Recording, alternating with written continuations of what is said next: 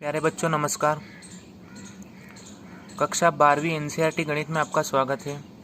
आज के इस वीडियो में हम कक्षा 12वीं एनसीईआरटी गणित के अध्याय 1 संबंध एवं फलन में ये पढ़ेंगे कि संबंध क्या होता है और संबंध कितने प्रकार के होते हैं तथा कुछ उदाहरण को समझेंगे। अगर आपने अभी तक हमारे YouTube चैनल ईश्वर सर मैथमेटिक्स सॉल्यूशन को सब्सक्राइब नहीं किया है तो आप सब्सक्राइब कर दें और बेल आइकन पर क्लिक कर दें ताकि आगे आने वाली वीडियो की नोटिफिकेशन आपको सबसे पहले मिल जाए।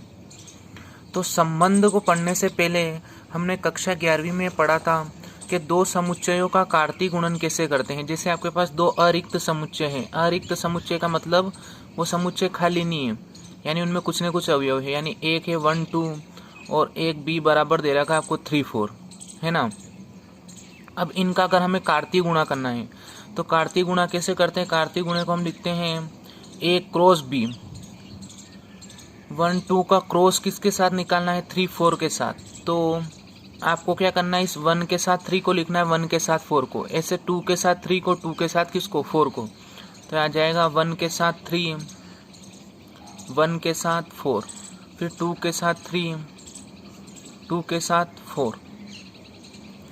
इसको बोलते हैं हम दो समुच्चयों का कार्तीय गुणनफल। और ये जो अंदर आए हैं इनको बोला जाता है क्रमित युग्म। क्या बोला जाता है, क्रमित युग्म, ऑर्डर्ड पेयर। ये x का मान है, y का मान है।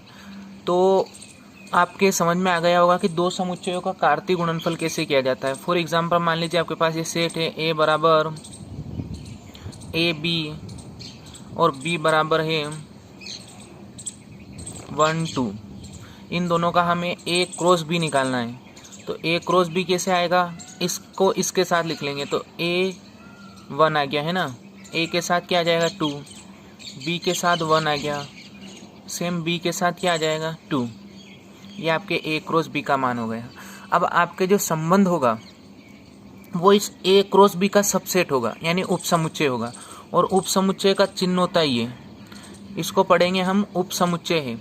तो इसमें से हम क्या कर सकते हैं, इस a क्रॉस b में से कोई भी एक ऑर्डर्ड पेयर लेके इन्हें रिलेशन में लिख सकते हैं।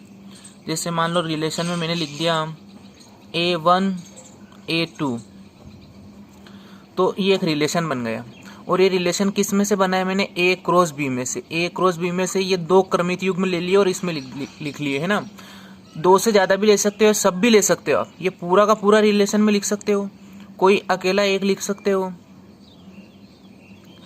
तो रिलेशन जो होगा आपके वो उपसमुच्चय होगा किसका, a क्रॉस b का। फॉर एग्जाम्पल ये आपके a क्रॉस b का मान था, तो इसमें से मैंने r इक्वल टू ये 2 3 और 2 4 चुन लिया, तो एक रिलेशन बन गया, है ना।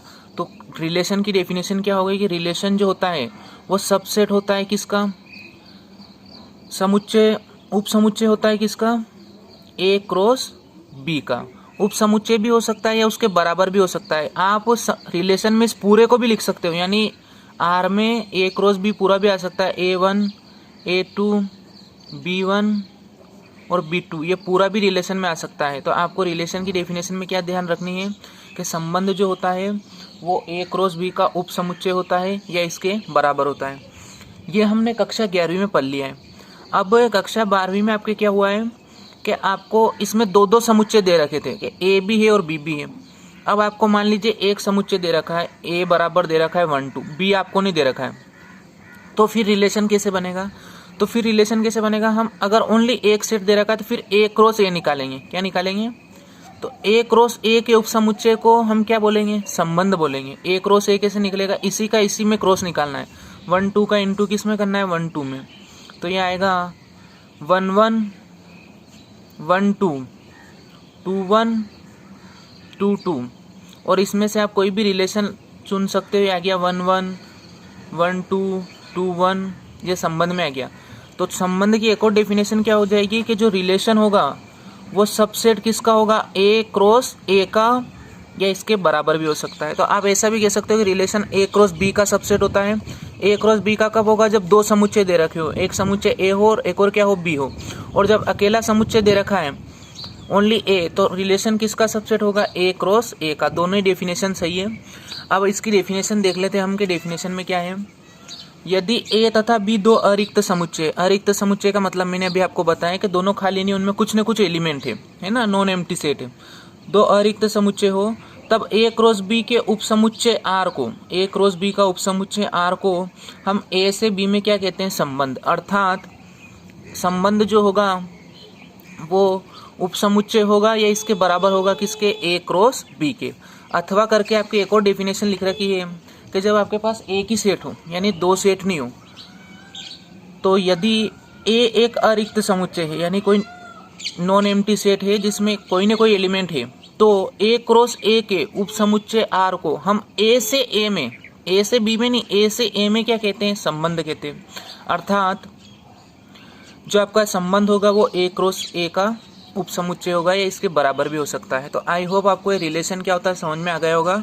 एक और बार मैं रिवाइज करा देता हूँ कि सबसे पहले हमने क्या पढ़ा है कि दो समुच्चयों का कार्तीय गुणनफल कैसे करते हैं।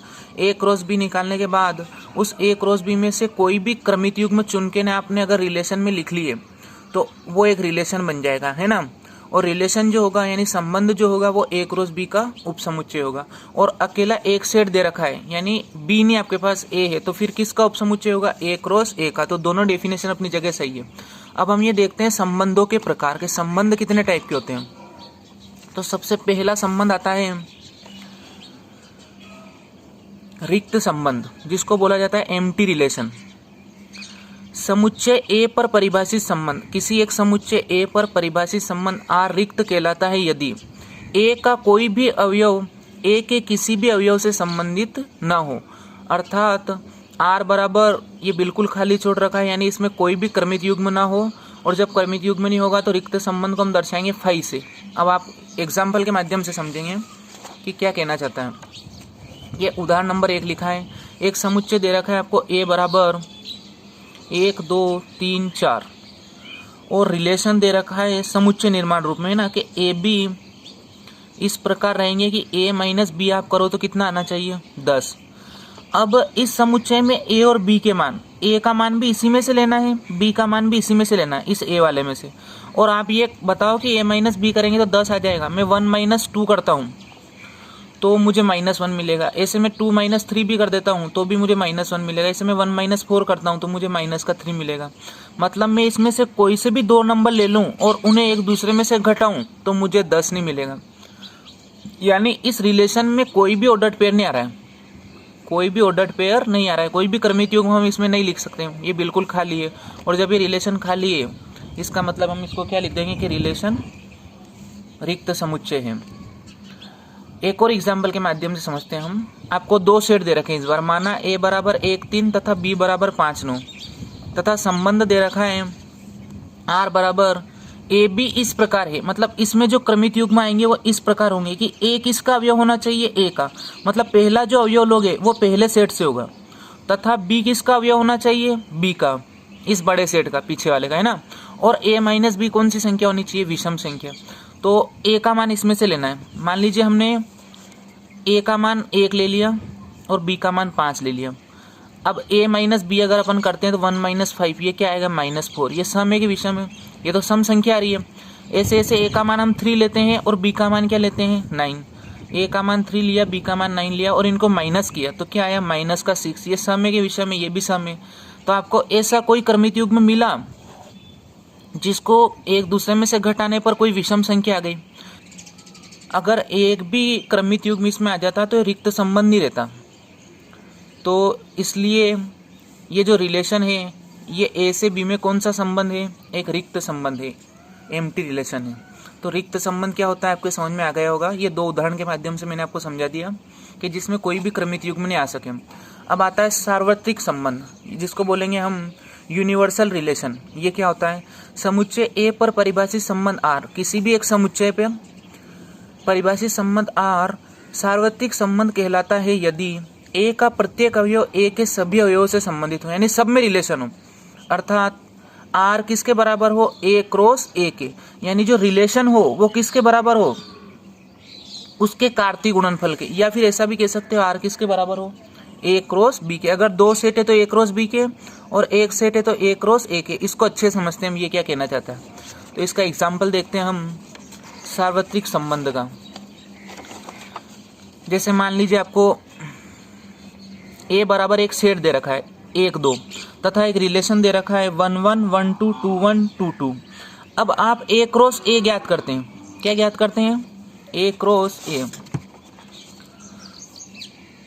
ए बराबर क्या दे रखा है 1 2। इसमें आप ए क्रॉस ए निकालेंगे तो क्या आएगा 1 2 का क्रॉस किसके साथ 1 2 के साथ, तो ये आ जाएगा आपके 1 1 1 2 2 1 और 2 2। और रिलेशन में जो दे रखा है देखो, रिलेशन में 1 1 1 2 2 1 2 2, मतलब जो आपका रिलेशन है वो पूरा का पूरा किसके बराबर है? ए क्रॉस ए के बराबर है। इसका मतलब ये जो है सार्वत्रिक संबंध है, यानी सभी अवयव एक दूसरे से संबंधित है। ठीक उसी प्रकार इसका उदाहरण नंबर 2 देखिए आप। माना ए बराबर एक सेट दे रखा है 7 9 और बी बराबर दे रखा है 11 और 15 तथा रिलेशन क्या बना रखा है? संबंध है कि ए और बी, मतलब इसमें जो क्रमित युग्म आएंगे रिलेशन में ये इस टाइप से, वो इस प्रकार होंगे कि ए किसका अवयव होना चाहिए? ए का, ए तो इसमें से लेना है, और बी किसका अवयव होना चाहिए? इस बी का, और ए माइनस बी कौन सा नंबर होना चाहिए? सम। तो हम ए की वैल्यू 7 लेते हैं। ए की वैल्यू हम क्या लेते हैं? 7। तो जब मैं ए की वैल्यू 7 लूँगा और बी की वैल्यू क्या लूँगा? 11, तो 7 माइनस 11 क्या बचा आपके? माइनस का 4। ये सम है कि नहीं है? बिल्कुल सम है। ठीक उसी प्रकार जब हम ए की वैल्यू 9 लेंगे और बी की वैल्यू क्या लेंगे? 15 लेंगे, तो आपके क्या बचेगा? ए माइनस बी, यानी 9 माइनस 15, ये क्या बचा? माइनस का 6। ये भी क्या आया? सम आया।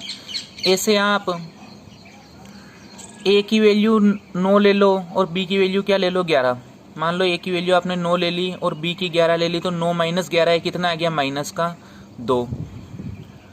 तो आप ए का मान इसमें से लोगे, बी का मान इसमें से लोगे और उसको पहले वाले को दूसरे वाले में से घटाओगे तो आपको हमेशा एक सम संख्या मिलेगी। क्या मिलेगी? सम संख्या। यानी ये जो होगा इस रिलेशन में 7 11 भी आ जाएगा, 9 15 भी आ जाएगा और 9 11 भी आ जाएगा। उसी प्रकार 7 15 भी आ जाएगा। जैसे मैं ए की वैल्यू 7 लेता हूँ, बी की वैल्यू 15 लेता हूँ, तो 7 माइनस 15 करेंगे तो ये आपके क्या बचेगा? ये बचेगा माइनस का 8, और ये भी क्या है? सम। और हम इसका ए क्रॉस बी निकालते हैं। ए क्रॉस बी क्या आएगा इसका? 7 11 और 7 15 है ना, और 9 11 9 15। और रिलेशन में भी क्या क्या आ गया?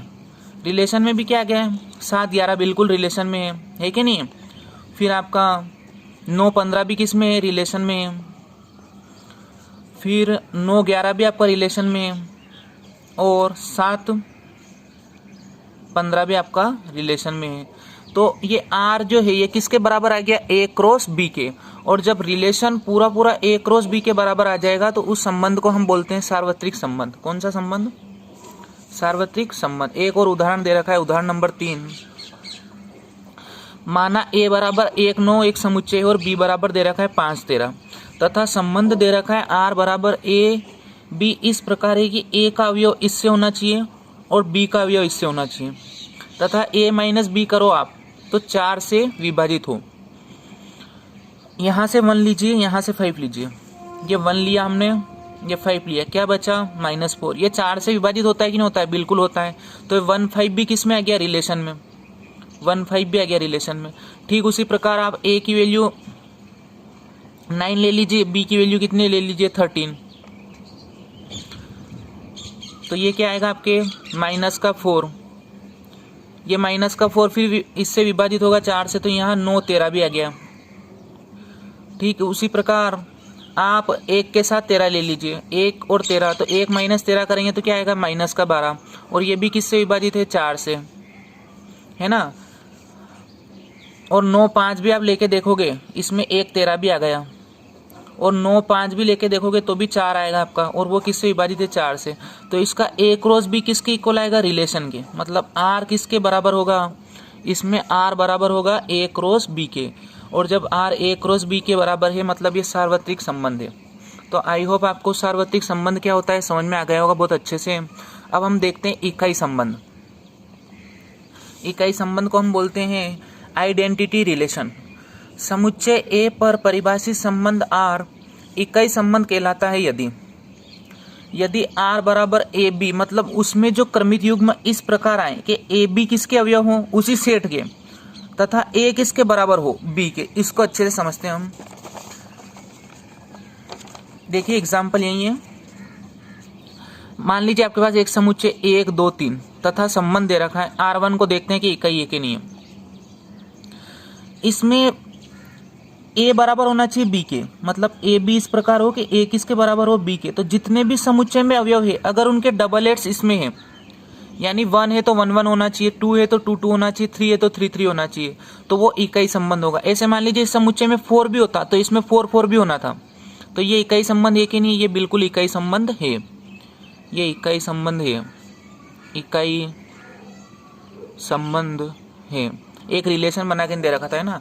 अब इसी सेट पर एक और रिलेशन बना रखा है, 1 1 2 2, 1 1 भी है 2 2 भी है। इस समुच्चय में 3 है लेकिन रिलेशन में 3 3 नहीं है, तो ये इकाई संबंध है क्या, इकाई संबंध नहीं है। इकाई संबंध किसको बोलेंगे कि ए का प्रत्येक अवयव खुद से संबंधित होना, इकाई संबंध नहीं है। नेक्स्ट देखिए R3, 1 1 है 2 2 है 3 3 है और फिर 1 2 आ रहा है।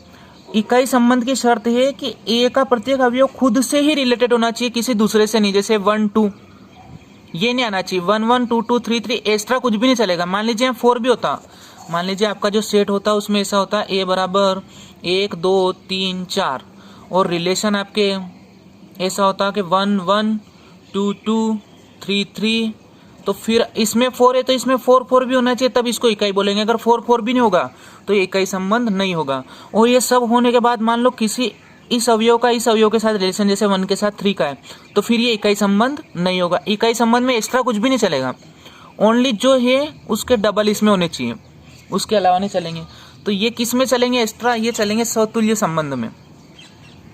इस संबंध को आप स्वतुल्य संबंध कह सकते हो। कौन सा, स्वतुल्य संबंध और इकाई संबंध दोनों एक ही, दोनों की शर्त तो एक ही है कि जो इसमें है उसके डबल इसमें होने चाहिए।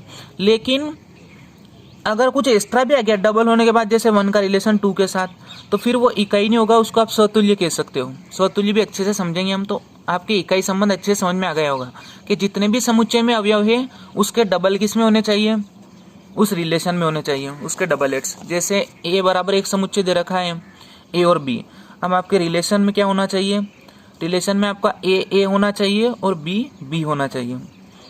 तो इसको हम बोलेंगे कौन सा संबंध, इकाई संबंध। अब यहाँ कुछ चीज़ें मैंने स्टार बना के नोट कर रखी है, ये आपके एग्जाम में आ सकती है।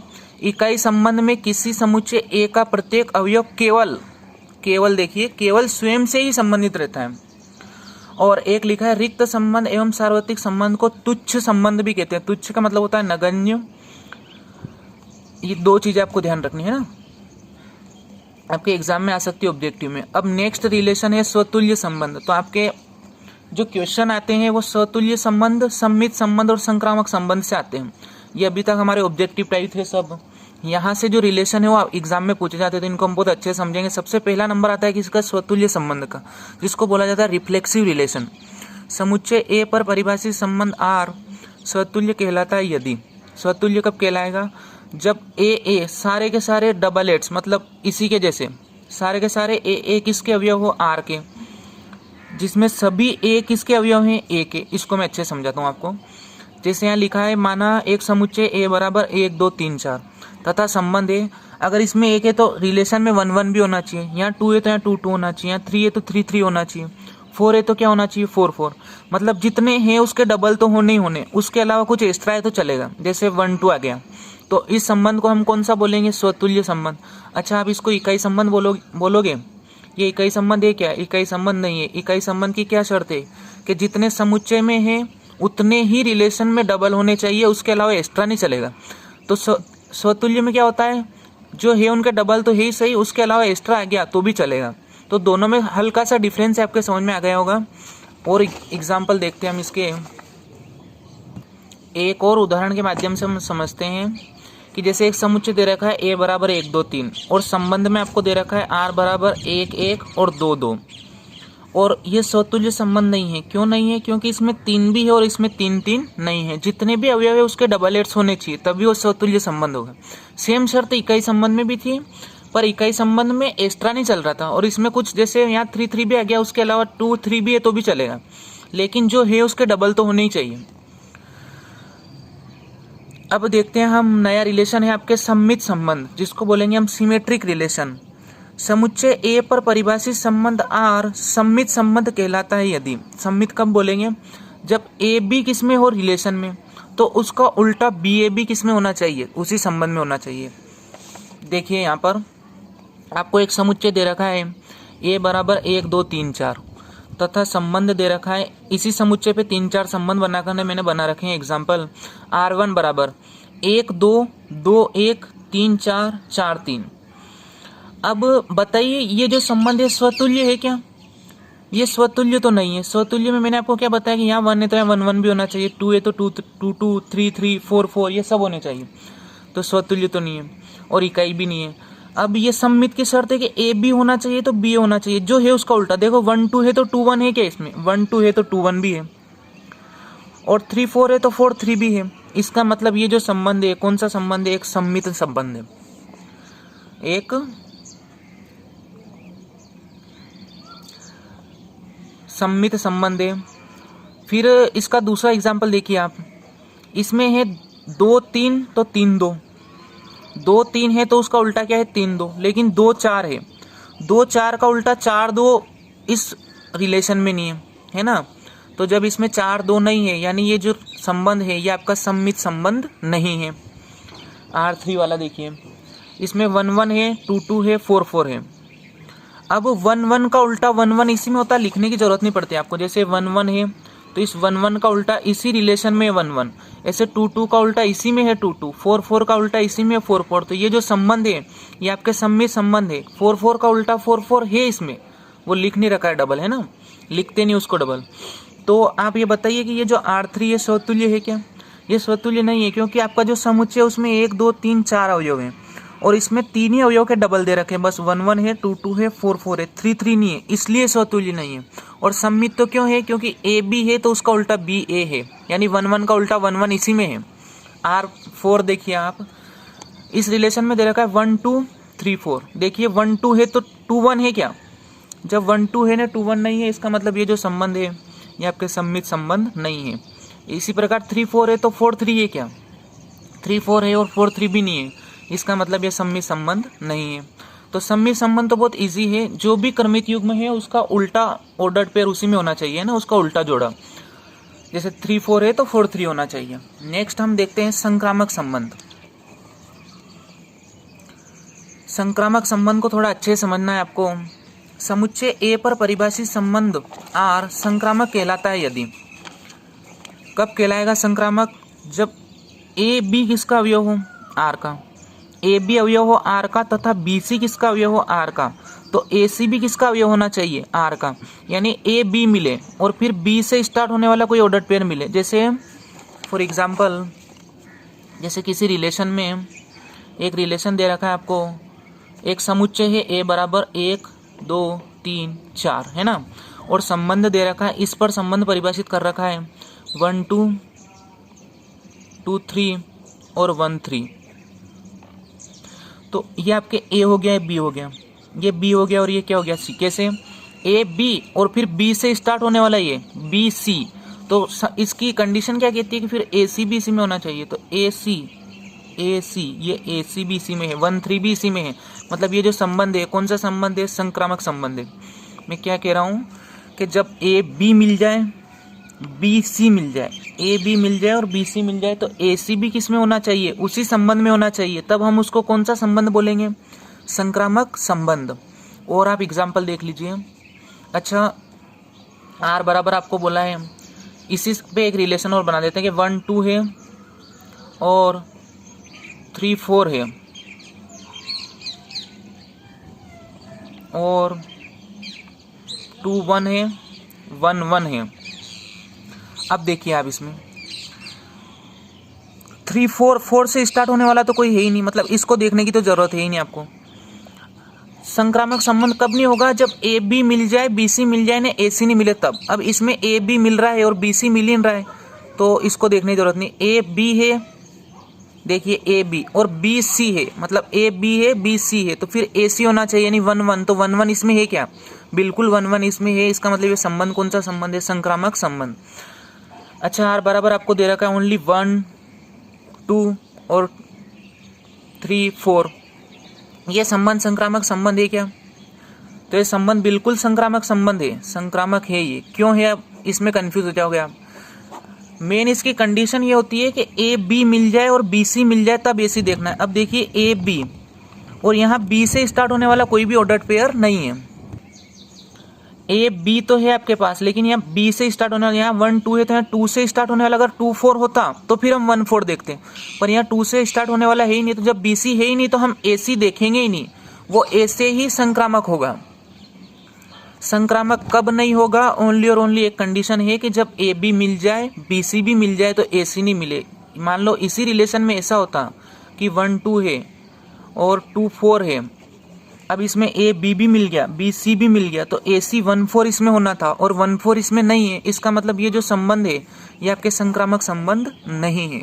तो संक्रामक आपके अच्छे से क्लियर हो जाना चाहिए कि ए बी मिल जाए, बी सी मिल जाए तो ए सी देखना है। अगर ए बी मिल गया और बी सी मिला ही नहीं तो ए सी देखना ही नहीं, वो ए से ही संक्रामक होगा, है ना। आई होप आपके संक्रामक संबंध अच्छे समझ में आ गया होगा। तो ये संक्रामक संबंध के कुछ एग्जाम्पल लिख रखे हमने कि माना ए बराबर है 1 2 3 और R1 एक संबंध बना रखा है आपके कि 1 2 है, 2 3 है और 1 3 है। ए बी है, बी सी है और ए सी भी है, मतलब ये संबंध संक्रामक है कि नहीं? बिल्कुल संक्रामक संबंध है, संक्रामक है। फिर R2 है आपके 1 2 है, 2 1 है। ए बी बी सी, तो ए सी भी 1 1 भी इसी में, यानी ये भी संक्रामक है, संक्रामक है। अब इसका उदाहरण नंबर 2 देखिए आप, इसमें लिखा है कि समुच्चय ए बराबर 1 2 3 4 तथा संबंध दे रखा है R1 बराबर 1 2 2 2 1 1 4 4 1 3 3 3 और 3 2। तो इसमें हम एक काम करते हैं, इसमें हम स्वतुल्य भी ट्राई करेंगे, सम्मित भी करेंगे और संक्रामक भी करेंगे। सबसे पहले स्वतुल्य की शर्त थी कि जो है उसका डबल होना चाहिए। 1 है तो 1 1 इसमें है, 2 2 भी है, 3 3 भी है, 4 4 भी है, मतलब ये जो संबंध है स्वतुल्य तो है। संक्रामक की क्या शर्त थी कि ए बी हो तो बी ए होना चाहिए, मतलब जो है उसका उल्टा होना चाहिए। 1 2 है, 2 1 है क्या इसमें? 1 2 है, 2 1 नहीं है, इसलिए रिलेशन जो है आपका ये संबंध सम्मित संबंध नहीं है। अब संक्रामक की क्या कंडीशन थी? संक्रामक की कंडीशन ये थी कि ए बी मिल जाए, बी सी मिल जाए, तो ए सी होना चाहिए। तो ए बी है, बी सी है, तो ए सी यानी 1 2 इसमें होना चाहिए और 1 2 इसी में है, यानी ये ठीक है। और देखते हैं हम, 1 3 है, ए बी है, बी सी है और ए सी यानी 1 3 इसी में है, मतलब ये जो रिलेशन है ये आपके कौन सा संबंध है? संक्रामक संबंध है। ठीक उसी प्रकार ए बी है, अगर बी सी इसको मानते हो तो ए सी 3 2 हो जाएगा और 3 2 इसी में है। सेकेंड देखिए, R2 बराबर दे रखा है 1 2 और 3 4, इसमें ए बी है और बी सी है ही नहीं, तो आपको ए सी देखना ही नहीं है, ये ए से ही संक्रामक संबंध है। कौन सा है? संक्रामक संबंध है, ये भी संक्रामक है। संक्रामक कब नहीं होगा? ओनली एक कंडीशन है कि ए बी मिल जाए और बी सी मिल जाए और ए सी नहीं मिले। अब एक लास्ट रिलेशन देख लेते हैं हम, ये है आपके तुल्यता संबंध। तो तुल्यता संबंध क्या होगा? यदि कोई संबंध स्वतुल्य भी है, यदि कोई संबंध स्वतुल्य भी है, सममित भी है और संक्रामक भी है। जब कोई संबंध आपके स्वतुल्य भी होगा, सम्मित भी होगा और संक्रामक भी होगा, तो ऐसे संबंध को हम कौन सा संबंध बोलेंगे? तुल्यता संबंध। तीनों होगा तो तुल्यता संबंध होगा। फॉर एग्जाम्पल ए बराबर लिख रखा है 1 2 3, तो इसमें 1 1 2 2 3 3 1 2 और 2 1 है, तो 1 1 है, 2 2 है, 3 3 है, इसलिए स्वतुल्य है। 1 2 का उल्टा 2 1 है, इसलिए सम्मित भी है ना, संक्रामक की अलग कंडीशन होती है। संक्रामक क्यों है ये? क्योंकि इसमें 1 2 है, 2 1 है, ए बी है, बी सी है और ए सी भी इसी में है। 1 1 है कि नहीं इसमें?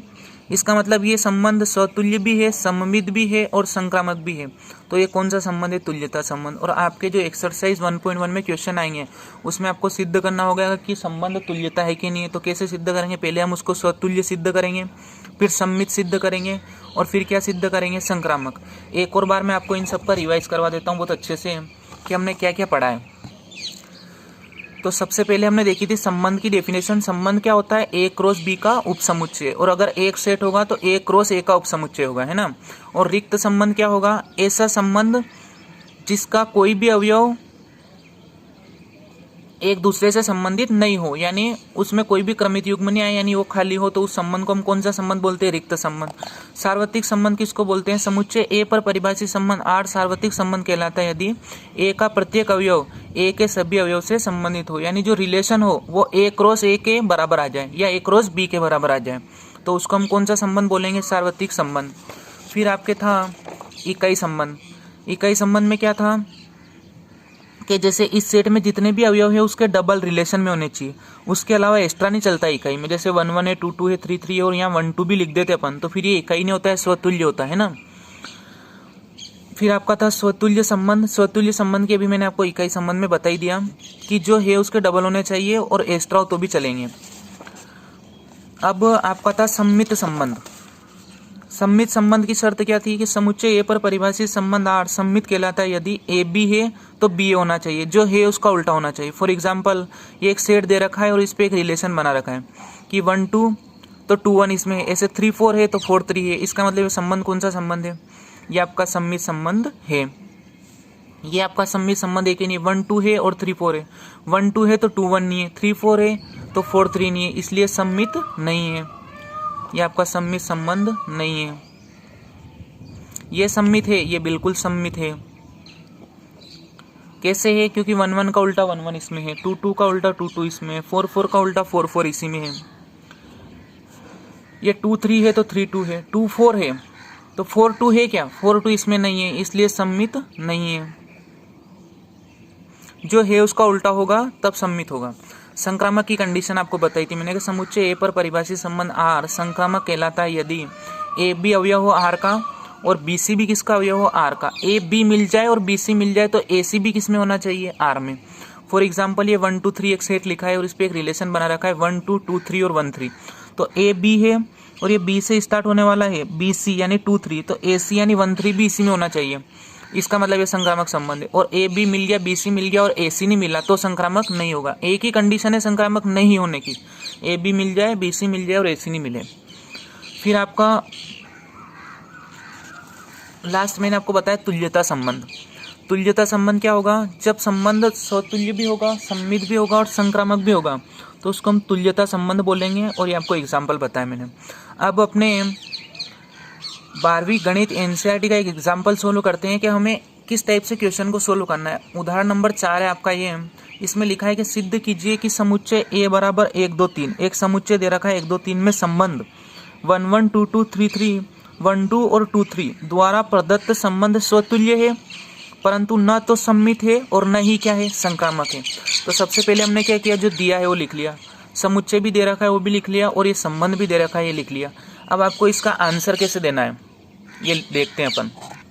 तो सबसे पहले हम लिखेंगे किसके लिए? स्वतुल्य के लिए। सबसे पहला नंबर आएगा स्वतुल्य के लिए। देखेंगे कि स्वतुल्य है कि नहीं है। देखिए कोई भी एक एग्जाम्पल उठा के दे दीजिए। स्वतुल्य कब होता है? जब इसमें जितने भी अवयव हैं उसके डबल इसमें है। तो 1 1 भी है, 2 2 भी है, 3 3 भी है, मतलब ये स्वतुल्य तो है। तो हम लिख देंगे चूंकि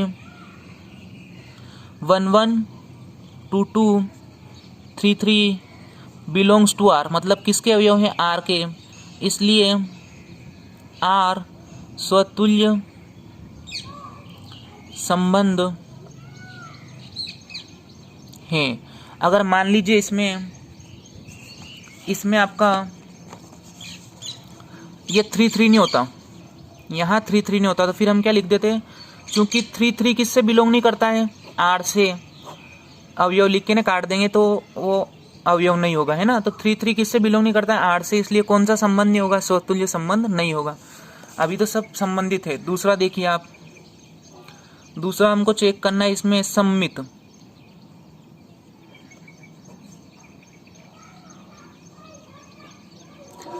देखिए सम्मित है कि नहीं, 1 1 इनको तो देखना ही नहीं है क्योंकि इनके उल्टे थे। 1 2 है तो 2 1 है क्या, है ही नहीं, तो यही लफड़ा खत्म। लिख देंगे चूंकि 1 2 किससे बिलोंग करता है, आर से, लेकिन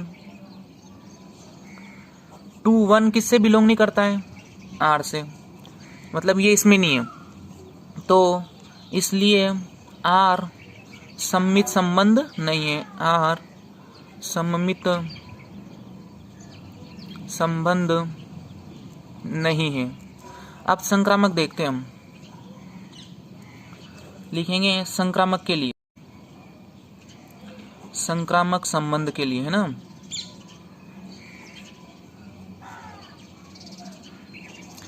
संक्रामक संबंध में क्या होगा, ए बी मिल जाए, बी सी मिल जाए तो ए सी मिलना चाहिए। ए बी है, बी सी है, तो ए सी इसमें 1 3 दिख रहा है आपको, इस रिलेशन में नहीं है, तो हम लिख देंगे चूंकि 1 2 किससे बिलोंग करता है, आर से, तथा 2 3 भी किससे बिलोंग करता है, आर से, लेकिन यानी बट 1 3 किससे बिलोंग नहीं करता है, आर से, इसलिए आर संक्रामक संबंध नहीं है। तो आई होप आपको ये सारे संबंध अच्छे से समझ में आ गए होंगे। अगर आपको हमारी ये वीडियो पसंद आती है तो आप हमारे वीडियो को लाइक करें और हमारे चैनल को सब्सक्राइब कर दें। धन्यवाद।